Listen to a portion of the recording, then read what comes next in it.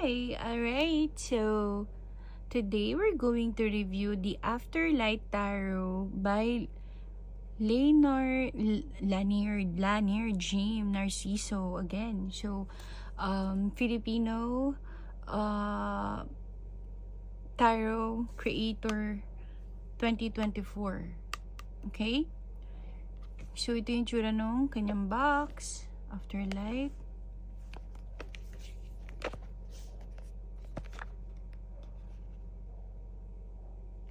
2024 version. Let's see.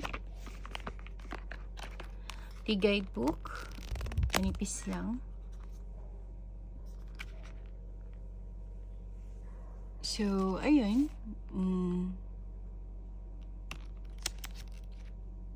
Wala siyang reverse meaning.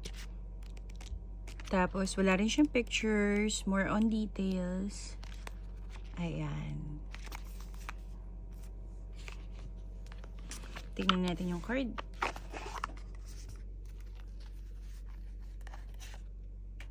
Meron siyang extra. Pwede ba tayo magbasa ng reverse? Let's see. Pwede. Ang ganda ng likod niya, no?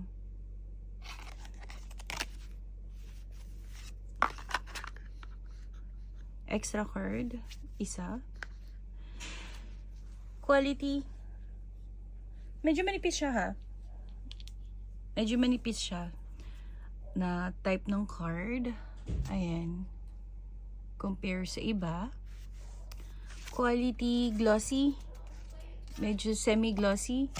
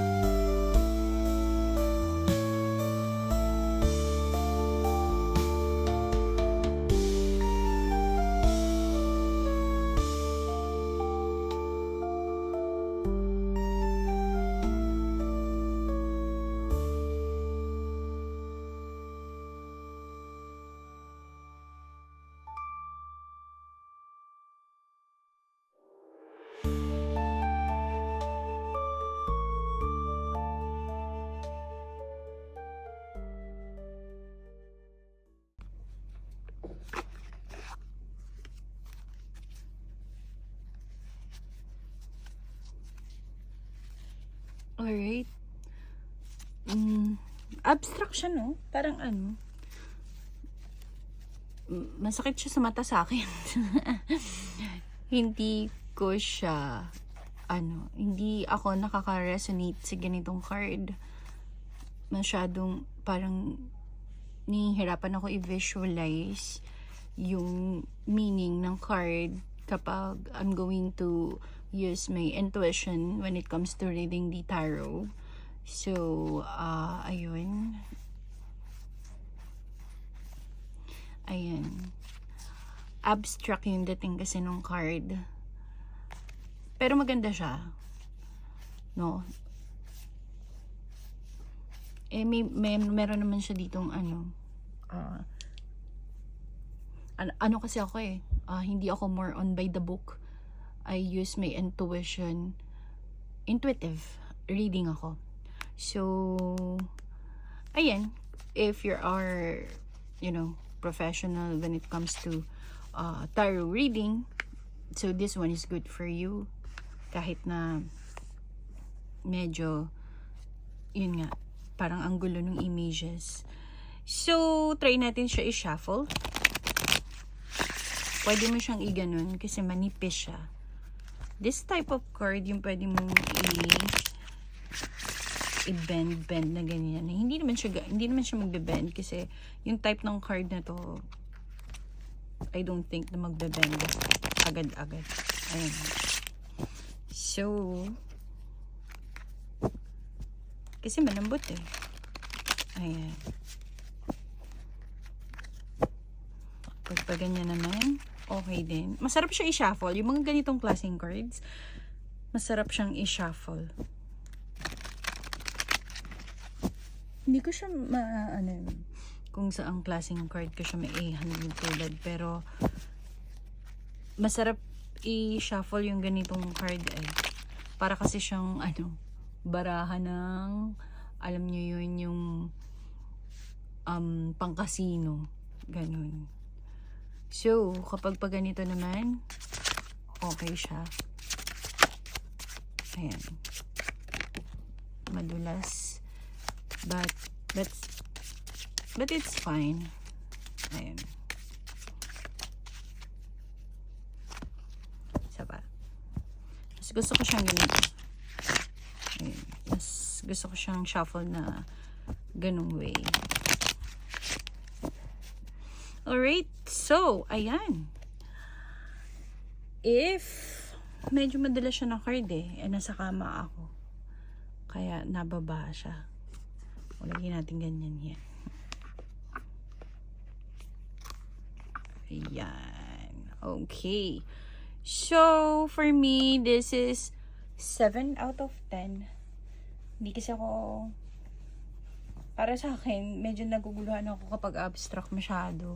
Tapos, hindi ko siya recommended for the beginners. Yun lang. So, if you have any tarot in mind, Lenormand Oracles, na gusto nyong i-review, let me know. Baka available na siya. If not, I'll try my best to find it. Okay? So, see you in my next video. Bye!